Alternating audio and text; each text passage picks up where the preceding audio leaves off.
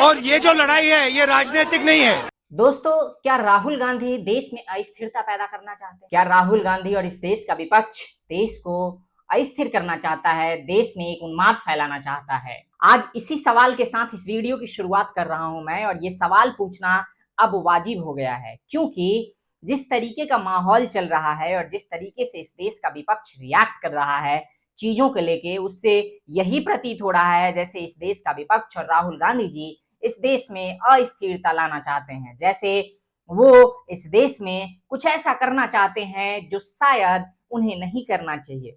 लेकिन राहुल गांधी बीइंग राहुल गांधी, उनको कोई नहीं समझा सकता। राहुल गांधी जब ये सोच लेते हैं कि उन्हें कोई काम करना है तो फिर वो खुद की भी नहीं सुनते, ऐसा ही प्रतीत हो रहा है दोस्तों। और इससे पहले भी हमने देखा है कि राहुल गांधी जी किसी एक बात को लेके अड़ जाते हैं और फिर उसे कुछ महीनों तक रटते रहते हैं, एक रट्टू तोते की तरह। हमने इससे पहले भी ये कई दफा देखा है, चाहे वो चौकीदार चोर है के समय देखा हो, उन्होंने चौकीदार चोर है के नारे को जैसे अपना लिया था और उसे कई महीनों तक रटते रहे। उसके बाद फिर हमने संविधान बचाना है, संविधान बदल जाएगा, इत्यादि इत्यादि बातों का राग अलापना शुरू किया। उसे भी 2024 के पूरे चुनावी सीजन तक उन्होंने भुनाया, जिससे उन्हें फायदा भी हुआ।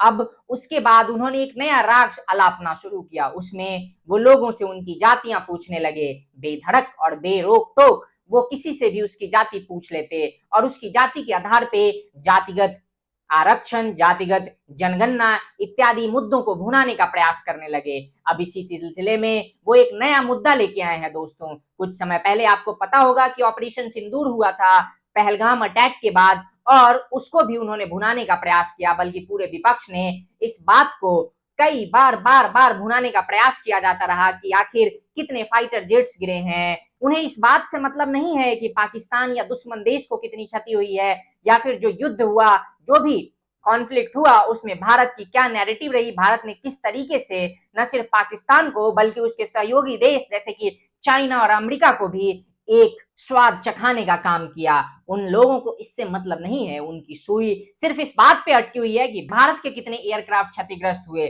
उन्हें इस बात से मतलब है, उन्हें यानी कि इस देश की पूरी विपक्षी पार्टी को इस बात से मतलब है, और विपक्षी पार्टी के नेताओं को, कि आखिर भारत में राफाल शॉट डाउन हुआ या नहीं हुआ। दोस्तों, ये मुद्दा भी अब बैक स्टेज लेता प्रतीत हो रहा है, और जो नया मुद्दा अभी विपक्ष ने उठाना शुरू किया है वो है इलेक्शन कमीशन में जो रिवीजन पॉलिसी इलेक्शन कमीशन लेके आई है वोटर लिस्ट में, उसके ऊपर। अब यहाँ पे कई सारे सवाल शुरू होते हैं, और आज इस सिलसिले में पूरे विपक्ष और विपक्षी सांसद धरना प्रदर्शन दे रहे हैं। वो इलेक्शन कमीशन के ऑफिस का घेराव करने के लिए उत्प्रेरित हैं और घेराव करने के लिए मार्च कर रहे थे। इसी बीच में राहुल गांधी, प्रियंका गांधी समेत अन्य सांसदों को भी पुलिस ने डिटेन किया है। लेकिन अब यहाँ पे कई सारे महत्वपूर्ण सवाल खड़े होते हैं दोस्तों। पहला सवाल ये कि आखिर वो किस तरीके से इस रिवीजन को अपोज कर सकते हैं। क्योंकि ऐसा उन्होंने अपने खुद के प्रेजेंटेशन में दिखाया है कि एक आदमी कई अलग अलग जगहों पे अलग अलग वोटर लिस्ट में उसका नाम है।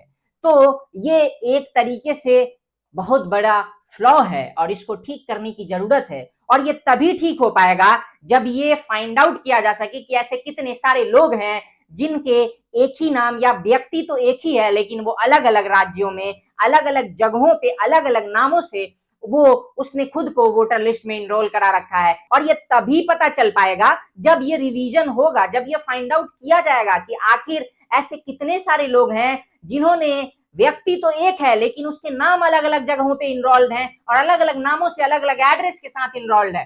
दोस्तों, ये कहीं ना कहीं ये दर्शाता है कि इसमें रिवीजन की जरूरत है। इससे इतर आप कर्नाटका की बात कर लीजिए, वहां पे जब वो चुनाव जीतते हैं तो उन्हें इस तरीके की कोई गड़बड़ी के खिलाफ उन्होंने कभी आवाज नहीं उठाई। आप आंध्रा, तेलंगाना की बात कर लीजिए, तेलंगाना में जब कांग्रेस सरकार जीतती है और वहां पे कांग्रेस का जब सरकार बनता है, उस समय राहुल गांधी जी को कोई समस्या नहीं हुई। आप हिमाचल की बात कर लीजिए, जब कांग्रेस सरकार जीतती है और वहां पे कांग्रेस की सरकार बनती है, वहां पे उनको कोई समस्या नहीं। आखिर समस्या किस बात से है? मुझे ये समझ नहीं आ रहा कि राहुल गांधी जी एक्चुअल में क्या करना चाहते हैं, क्योंकि जो वो कहते हैं और वो जो करते हैं उस दोनों में कोई भी मेल मिलाप नहीं है। वो एक तरफ कह रहे हैं कि ये जो इलेक्शन कमीशन में जो कुछ भी गड़बड़ी है इसको ठीक करने की जरूरत है, उनको एक साफ सुथरी वोटर लिस्ट चाहिए। तो राहुल गांधी जी से कोई ये सवाल पूछे कि राहुल गांधी जी साफ सुथरी वोटर लिस्ट कैसे आएगी, वो तभी आएगी जब ये इलेक्शन कमीशन प्रमाणित करे, इसको फाइंड आउट करे कि आखिर कितने सारे ऐसे लोग हैं जिन लोगों ने फर्जी में अपना नाम इनरोल करा रखा है या फिर उन्होंने अलग अलग जगहों पे अलग अलग तरीके से फर्जी नाम इनरोल करा रखा है। और ये तभी फाइंड आउट हो पाएगा जब उसमें जांच की जाएगी, जब उसमें पता किया जाएगा, जब उसको रिवाइज किया जाएगा जो वोटर लिस्ट है, ना सिर्फ बिहार में, ना सिर्फ बंगाल में, बल्कि पूरे देश में। तो एक तरफ आप कह रहे हो राहुल गांधी जी कि आपको एक साफ सुथरी वोटर लिस्ट चाहिए, वहीं दूसरी तरफ आप इस रिवीजन पॉलिसी का विरोध कर रहे हो। ये अपने आप में ही एक विरोधाभास है दोस्तों। अब यहाँ पे ये समस्या तो नहीं है कि पहले इस तरीके के काम से ये हुए, तो राहुल गांधी जी आपको ये बताना चाहिए, क्योंकि उसी वोटर लिस्ट से आपने भी अलग अलग राज्यों में अपनी सरकार बनाई है। चुनाव जीतने के बाद तो आप सरकार बना लेते हो, कई दफा तो ऐसा भी होता है जब आप चुनाव नहीं भी जीतते लेकिन सिर्फ सत्ता में आने के लिए किसी के साथ भी किसी भी शर्त पे गठबंधन करके सरकार बनाने के लिए तैयार रहते हो आप। तो आखिर ये विरोधाभास क्यों है और ये कब तक चलेगा? कब तक इस तरीके से विपक्ष इस देश को गुमराह करने का प्रयास करता रहेगा? कब तक इस तरह से विपक्ष इस देश को भटकाने, अस्थिर करने का प्रयास करता रहेगा? दोस्तों, हमें पता है कि हम देख रहे हैं कि किस तरीके से भारत का जो एक बढ़ता कद है उसको लेके दुनिया के कई सारे सो कॉल्ड सुपर पावर्स को काफी ज्यादा दिक्कत है और भारत उन चीजों से डील करने की कोशिश कर रहा है। तो इस समय विपक्ष को यह चाहिए था कि विपक्ष उन मुद्दों में देश को समर्थन देता।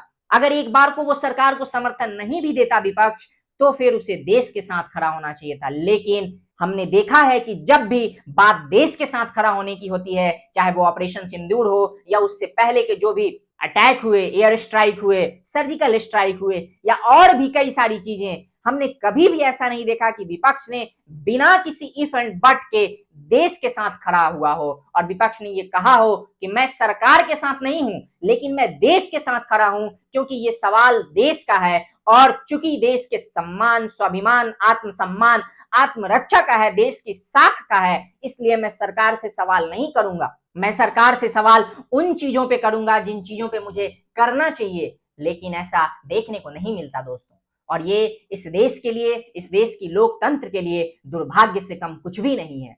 तो राहुल गांधी जी से मेरे जो भी प्रश्न है, आई होप कि राहुल गांधी जी उनको क्लैरिफाई करें। वो क्लैरिफाई करें कि जब उन्हें खुद लग रहा है कि वोटर लिस्ट में गड़बड़ी है, समस्या है, तो वो बिना रिवीजन के कैसे पॉसिबल है? क्योंकि जो वो कह रहे हैं, जो वो कर रहे हैं, उन दोनों में विरोधाभास है दोस्तों। बाकी आपको क्या लगता है कि क्या वाकई में इस देश का विपक्ष देश में अस्थिरता लाने का प्रयास कर रहा है, या उनके द्वारा जो मुद्दे उठाए जा रहे हैं वो जायज हैं, वो वाजिब हैं? आप हमें कमेंट के माध्यम से बता सकते हैं दोस्तों। बाकी अभी के लिए बस इतना ही, मिलते हैं अगले वीडियो में। टिल देन, जय हिंद, जय भारत, नमस्कार।